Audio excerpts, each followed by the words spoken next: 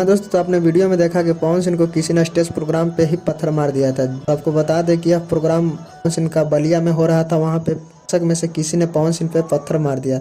तो दोस्तों ऐसा नहीं करना चाहिए था, क्योंकि अगर वो जो भी पत्थर मारा है वो अगर दूसरे का फैन है फिर भी उसे पत्थर नहीं मारना चाहिए, क्योंकि कलाकार की भाई कोई जात नहीं होती है। पवन सिंह सिर्फ अपना प्रोग्राम कर रहे थे, किसी को बुरा भी नहीं कर रहे थे, इसलिए उसे उनको पत्थर नहीं मारना चाहिए था। इस पे आपका क्या राय है, आप कमेंट बॉक्स में जरूर बताइएगा। ये कौन दुश्मन है जो मुझे ठेला से मारा है? सरिया का फैन है।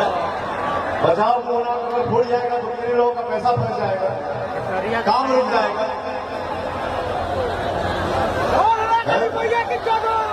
इतने भीड़ में इतने चाहने वाले आए हैं, ये कौन मेरा दुश्मन आया है?